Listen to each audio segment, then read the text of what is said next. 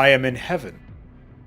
Oh. Ladies and gentlemen, welcome to Tribunal number 5 of Acropolis number 4.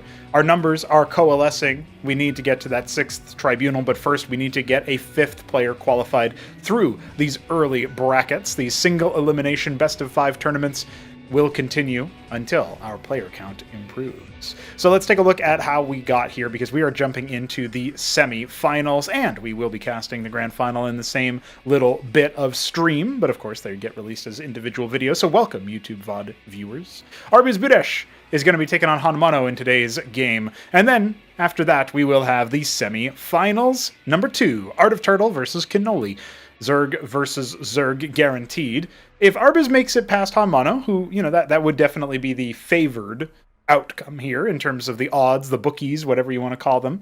The prediction is that Arbuz will make it past, and that he is half Zerg, remember. He says random, but he's PROTOSS and Zerg. 50-50 split there. I will probably start adding that to these little brackets, because selective random is a fairly newfangled creation. I think it's only a few months old tops. So just to remind everybody, we're making advancements and strides all the time. Let's get in to our first match here. It's going to be a good one because it's on Corrosion. This one is ArbuzBudesh taking on HonMonO. GLHFs exchanged, and I do believe this is Smarty Cake's adminning as well. He needs to throw his own GLHF in there. HonMonO, dark green Terran in the top left. ArbuzBudesh, he is our Platinum Purple.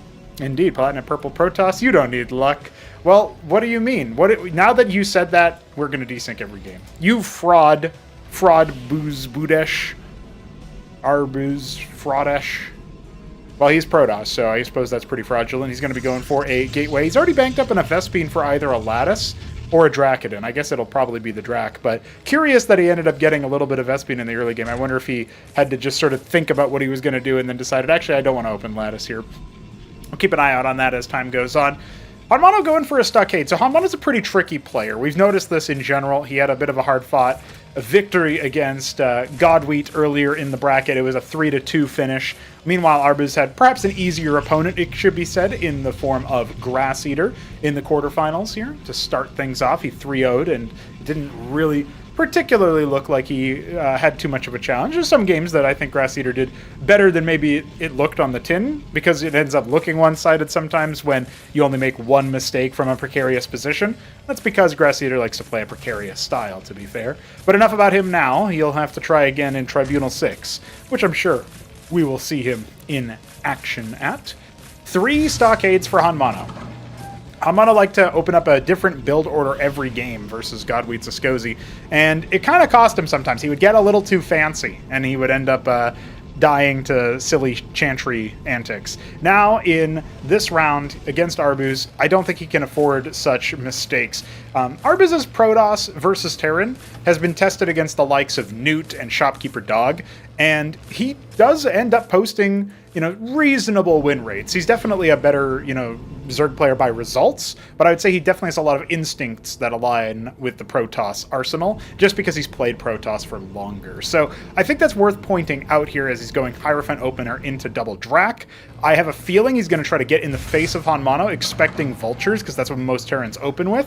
But since it's going to be a Cyprian mass, I have no idea how the math actually stacks up. I say that, actually, maybe I was just stalling for time, because I do have some idea, as Arbuz is thinking about dropping a Nexus here, and indeed will do so, has the money for it, at least. There it is. When you get enough Cyprians, actually, Hit 'em Up was the one to show us this versus Ayud's PROTOSS back in one of the weekend wages of ages past, of months gone, that Huracan Cyprian can be pretty damn good. Now, what you want to do versus the Cyprian is kind of like what you want to do versus the Lakizalis, the Lurker equivalent of Cosmonarchy Zerg. And to say more, I will tell you that you really kind of want to spread their fire out there. Cooldown is a little bit too high on the attack to regularly put out damage and account for the constant spread. So if you can get a really good surround and kind of async some of their shots, they won't be able to focus all of their DPS into one angle. And remember also that, of course, Cyprians cannot penetrate things like the Zealot or the Dracodon unless the armor rend has been applied, but that's what the Huracan is for. And it is indeed charging very far afield from everybody else, now kind of regrouping a little bit as the Zealot looks like it's moving up and around the army to send it off towards 12 o'clock, maybe run in after. No scouting information here for Arbuz. So this could be a pretty scary timing for HonMonO to just rock up. It's a little cheesy, because if the PROTOSS does end up scouting it or blind build something good against it, I think you can get a lot done versus this Terran army, and then there's not really much of a follow-up. The Zealot will announce the Cyprian count a little bit here, but as this is happening, it's the same timing as HonMonO charging forward, and he shreds the Hierophant immediately. I didn't even get a chance to really talk about what the Hierophant was looking to do in that fight, because it died so fast, and it's a really big pickup for HonMonO, who is definitely favored in the fight, but he needs to clear this Nexus, or he needs to commit to an attack.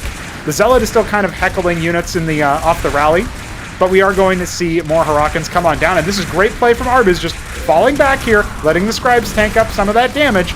And again, this Nexus absorbing so much power of the Cyprians so that you don't end up getting any shots onto those Dracodons. And now they've hit a critical mass of ranged Striders for the PROTOSS side that I do not think that the Bio Army is going to be able to get it done here. It doesn't mean that HonMonO is dead in the water. He did do some economic damage. He slowed down the development of this Nexus, but he has no ministry of his own for that expansion. He's just got the 3 Stockade production.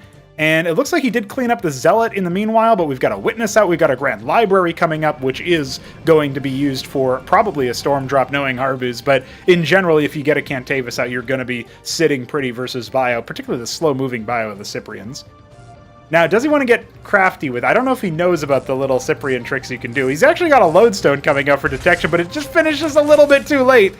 If you shoot your own, units and they're in between the Witness and, like the Witness in between the unit and the Cyprian, it will actually do splash damage. It's kind of like using a siege tank to blow up a Dark Templar. I'm sorry, I'm using the Cosmonarchy words, but in you think about TVP StarCraft 1, you can use siege tank splash to like shoot a SCV or whatever and blow up a Dark Templar.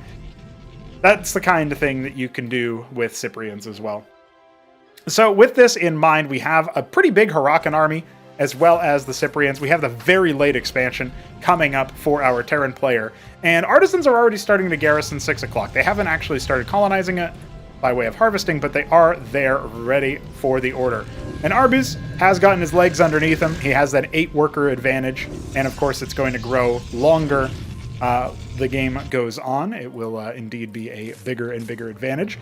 Now, I think it's worth pointing out that there's no tech development here whatsoever, and I'm kind of curious about the Lodestone choice for HonMonO. I don't know if he was expecting Kabbalist. Maybe he saw the flicker, the shimmer of the Witness and thought it might have been a cloaked ground unit. Not entirely sure. He's going to charge in anyway, and this fight is going to be pretty disadvantaged for him. It feels like all the Hurricans on one side, not exactly what you want. You want them spread out a little bit so that they can rend the armor of these Dracodons. Now the Cyprians are starting to really pepper things down, but that Bulwark is restoring shields all the time, and all of the Hurricans are dead. There's not a single bit of armor rend left. And yeah, at this point, you can just get right in the face of those Cyprians, and he knows what's up. HonMonO's done plenty of rushes in the past, StarCraft 2 and now in Cosmonarchy. He's been held. GG. Game 1 goes the way of Arbuz. We'll see what's behind door number 2 here, because HonMonO showed some aggressive play. Is that going to condition Arbuz into Game 2? And we are getting into our second game to find out if ArbuzBudesh is going to change up his strategy or if he's going to let HonMonO come to him as far as all that is concerned. Now, we are live streaming these from replays, of course, and so I must point out, Arbuz has joined us in the chat.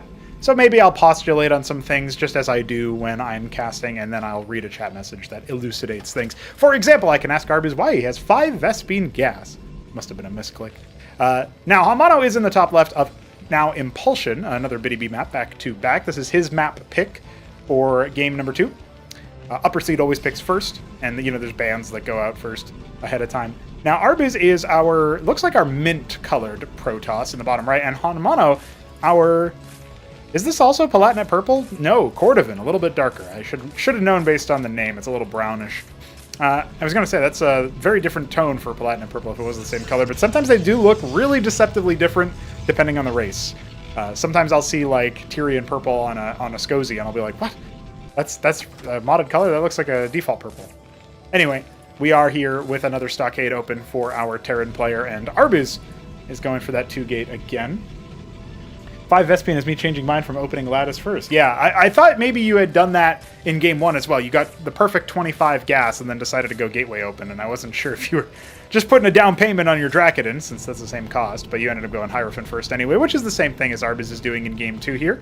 We do have Cyprians coming out once more for HonMonO, but it looks like this will be a Cyprian expand build. This is something that he popularized for a brief period of time when playing in some of the weekend wages and such, and some of the other events that we've seen where he will go for the one Cyprian and then go for the Ministry and then the Anchor behind it with a second Mason sometimes.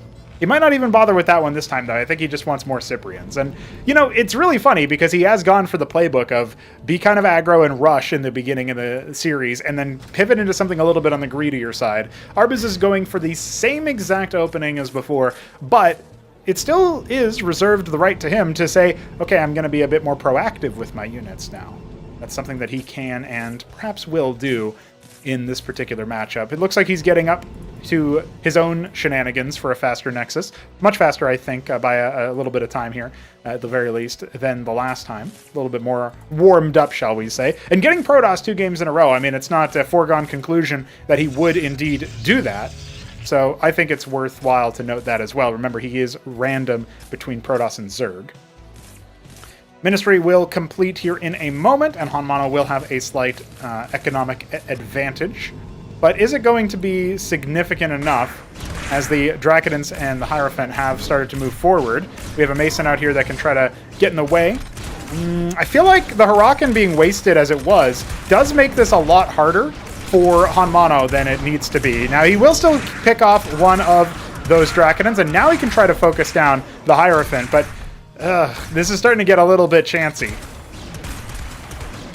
Couple more shots. Oh, missed the target there, so he got a little extra Cyprian damage than maybe what he should have. Faster attack speed is pretty dangerous there, but it happens at the time that the Dracodon has such little health that it cannot really go any further. So, you know, scouting across a little bit late to punish, but gets a little bit of damage anyway. Kills a couple workers, kills a couple Cyprians. And that's about it. We still have that worker lead for the Terran, and it'll probably go up to about 3 or 4 workers tops as Arbuz finishes up his move. And he is going to go Grand Library. We did see Atreus show up at the end of Game 1. Clearly, it was buffed so good, just in time for Hit 'em Up to return from Hearthstone or wherever he's been. You know, he did tell me to buff it, so I did. I reduced its mineral cost. Or no, gas cost, I think it was. That's pretty funny. Not the buff he was looking for. Hurakans run in just in time to play linebacker, and they will rebuff that attack from the Zealot. The Hierophant staying alive here is really showing how powerful it could have been on that defensive hold on Corrosion, how significant HonMonO is struggling to actually make his bio investment work, given the Hierophant slowing down the Hurakans, forcing forcing HonMonO rather to deal with the upfront armor a little bit more. He's going to try to mass repair his Cyprians. One of them is still pretty low in the front there, but it is not going to be the one that gets targeted anytime soon. And now the Masons are playing linebacker, which is maybe not what you want. We got a couple more Hurakans coming out as the stockade count blooms to 5. And a Cantavis is on the way. Do we have that embassy? Not yet. Arbuz going for more of a defensive response here. He sees that the bio army is starting to be doubled down into, so he puts down a bulwark and a second Grand Library for additional production. Shopkeeper Dog also in the chat, being very impressed by HonMonO's 3 Cyprian on the ramp defense. But it was not 3 Dracodons is the main thing. It was the 2 Drac, 1 Hierophant, as I recall. That definitely changes the math a little bit. The Hierophant doesn't do as much damage. It's more about abusing positioning when retreating against the Hierophant, or obviously when trying to move forward against the Hierophant with small numbers of Hurakan. But as Green Eggs likes to say, HonMonO would win any fight as long as he had 1,000 Hurakans. And it's not an exaggeration. Unitary Union on 2 base. So this is a little bit more on the aggressive side. Typically, I've seen PROTOSS go up to 3 base before they start going towards a heavy committal, at the very least, onto their tier 3. So we're going to watch and see just how more offensively minded this is. With the embassy doubling down, it feels like it's going to be some time before we actually hit that all-important 3rd base for the PROTOSS. And at the same time, HonMonO is expanding on location and moving out. So this is kind of him stretching his legs, spreading his wings, so to speak. He's trying to puff out his chest and push Arbuz into a defensive posture. And we do see that already be preemptively selected with, I'm guessing we're going to see Asilians out of the Unitary Union, but could be Architects, could be Unars. You can kind of pick any unit here. I'm sure PROTOSS players would say, no, not the Vibrants, but I mean, I don't think any race enjoys having a Vibrant suddenly show up in their mineral line. So if you can just pull defense here, that can be pretty good.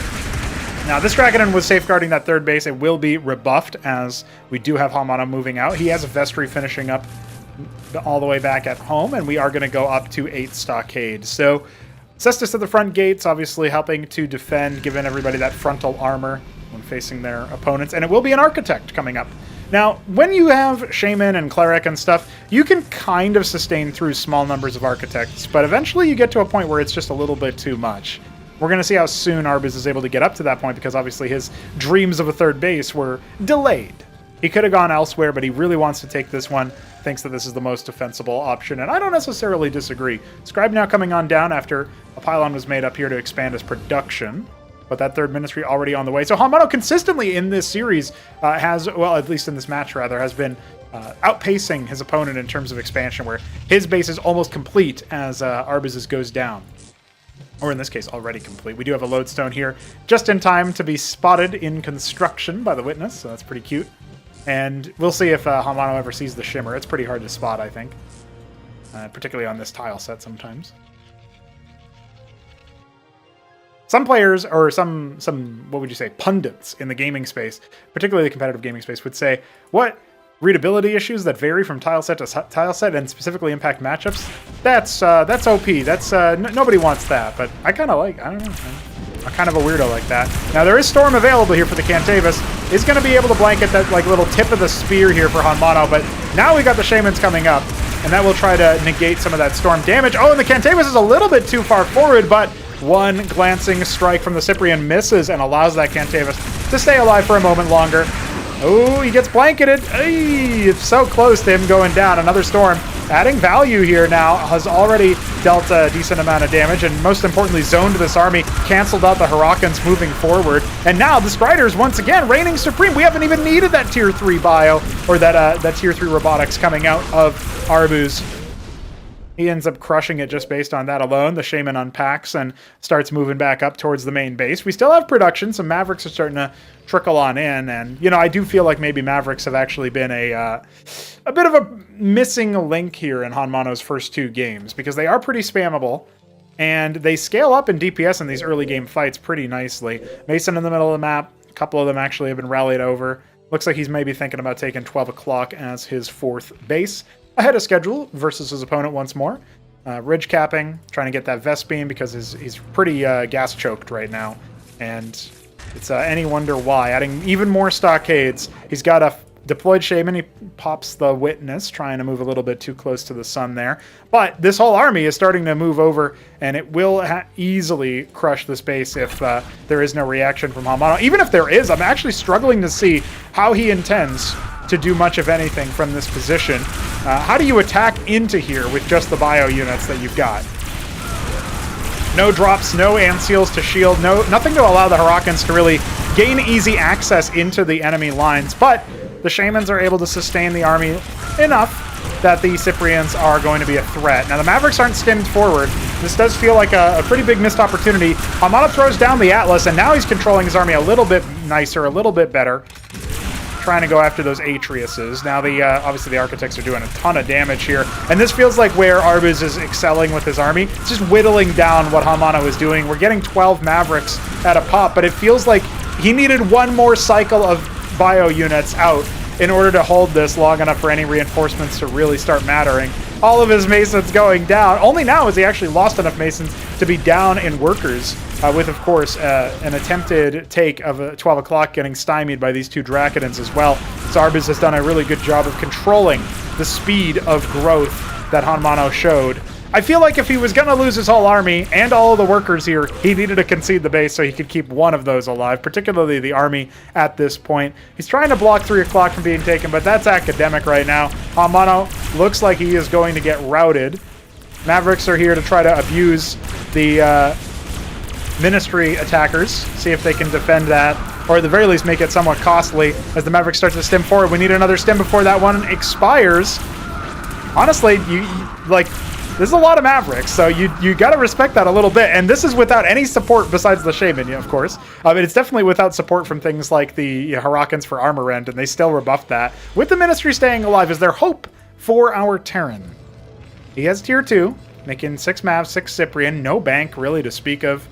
Doesn't look like he's mining with the... yeah, he's only mining from this geyser with 1 worker, which is a bit of an oversight there. And we do have base number 4 coming up for the PROTOSS. Grand Library? No. That's what it used to be, kind of look like. It's the Ancestral Archives. And a second Unitary Union has been made as well. Is that around a Crucible? Not yet, but I'm sure we'll get one at some point. At this point, the world is Arbuz's oyster. We may see the Optecton come out to crush the bio. Although, honestly, HonMonO versus Oya, if anybody remembers Tribunal 2, that series of games is pretty funny. On Rage Slave, they had a match where HonMonO was killing Optectons with Harak and Cyprian. It's really funny. But it does feel like this is a superior position for Arbuz. He may not even need to dig into that tier 4 artillery. Shaman right on the front line, easy to focus down if that's what Arbuz wants to do. Now the Mavericks are still doing a decent amount of damage. Cyprian's obviously helping out quite a bit versus the armor, but cycling back with these Striders is a little bit too easy for Arbuz. HonMonO concedes game 2, and now we go into game 3 with, I guess, HonMonO hoping that the rolling is not PROTOSS again. Arbuz crushing face there in that game, despite Terran getting up to some early advantages in game 2. Let's see what's behind door number 3. And wouldn't you know it, ladies and gentlemen, game 3 will be another PROTOSS match for ArbuzBudesh. He is the Glacial PROTOSS. Something about the Nexus gave it away. HonMonO in the top right, the Mint Terran, copying the color of Arbuz from the last game. We are on Magnetron. This is Arbuz's pick. It's interesting to try to pick maps when you don't even know what race you're going to end up rolling as. So Arbuz had to have a game plan on this map for Zerg versus Terran as well as PROTOSS versus Terran. It's kind of why I really dig when players play random, even if it's selective random, because it takes a real strong understanding of what the game looks like, of what the matchups look like. I don't know, man. I really think there's a ton of value there, so I like it. I dig it. It's pretty cool. Arbuz is certainly a homie. You know what I'm saying?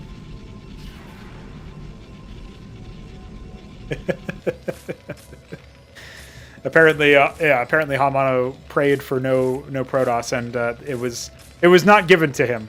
He is going to go mech, so he's abandoning the bio style, and it is again 2-gate with a Hierophant start. So, you know, Arbuz will be insulated against the Vulture play. This is a good style to have, 2 Folk. This is something that's fairly standard. So one thing that makes you think about it is, like, well, if HonMonO isn't practiced in the standard meta of going 2 Folk open, you know, is this really going to be him playing to his strengths?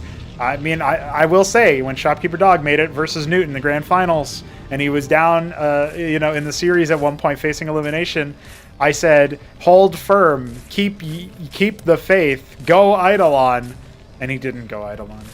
I think he won the game that I'm talking about too, but he didn't win the series, and that's what matters. Keep to your style, man. Doesn't mean you can't change things up. But if you don't know how to play a certain style, don't play it. I don't know. It's like that's my tastelessism, where he says if you can't attack a base, don't attack it. Yeah, that's, you know, sounds obvious, and it kind of is. But sometimes people are like, I don't know how to play this style, but it's the standard, so I'll try it. In a tournament game, I think that kind of goes out the window. You gotta go with what you've prepped and what you're comfy with, which isn't always the same thing. Enough about per tournament, per player stylistic choices. We are in game 3 of this series. Could end all here and now. See how the Vultures end up going in. It's a 3-gate start here for Arbuz, so he's preparing for something a little bit more aggressive. Also makes any early shenanigans a bit more difficult for HonMonO to pull off, but I love that he's going for an expansion here. For his odds, I think this makes the most sense, especially since we are seeing a slower expansion take from Arbuz. So not because HonMonO went for a greed, but because Arbuz went for a more of a military-oriented opener, we are going to see HonMonO take an economic advantage. And his Vultures are going to come in and potentially do some DPS down to that Hierophant. Get him body blocked by the Zealots. That's pretty good. Now we are going to see a couple of mines be laid. That should be enough to make this attack a little bit well, let's just say not very exciting for Arbuz. His Zealots are still way back. They're not even selected with the rest of the army, and so the Vultures can absolutely run roughshod over Ecclesiasts and, of course, the Hierophant if they are allowed to. But again, we don't see mines taken, you know, opportunity laid Not quite something that's going to happen here. That one Zealot very wounded indeed. We got a couple more reinforcements streaming across the map. 2 more Zealots and another Ecclesiast. This can be a little bit dangerous, right? Clearly what Arbuz was expecting was bio. You know, going Zealot Ecclesiast with the 1 Hierophant can get in the face of Cyprian comps and just kind of shut them down really early on. Vultures can, with good control, run around this without too much issue, but he did need to kind of jump on the Hierophant immediately. I think there was room in that opening sortie to do that. Mines pop without stunning HonMonO's Vultures, which is pretty good. Not every Terran can do that. See that time and time again. You know, it's ASL season for StarCraft 1, and the fact that we're getting up to Acropolis season in terms of the main stage, we get to see all those epic matchups that we're used to. You know, like we're going to be able to see, you know, Newt and Shopkeeper Dog and Hit 'em Up and Crankendow and Hamster and Neblime and, well, Arbuz. Arbuz's PROTOSS when he ends up rolling it, assuming he ends up qualifying with an opportunity to do that. I think that would be really cool. I'm just getting a vibe of like, oh man, would HonMonO... Now HonMonO's playing this a bit much more aggressively and maybe with a little bit unpracticed micro, but he's got so many Vultures. He's adding 3 more Folks, so he's really going heavy in on the 2 base. But it made me think of all the other matchups that we're going to see, and I'm just excited, guys. I'm excited for the tournament season to feel like it goes super hard into it underway. Look at that.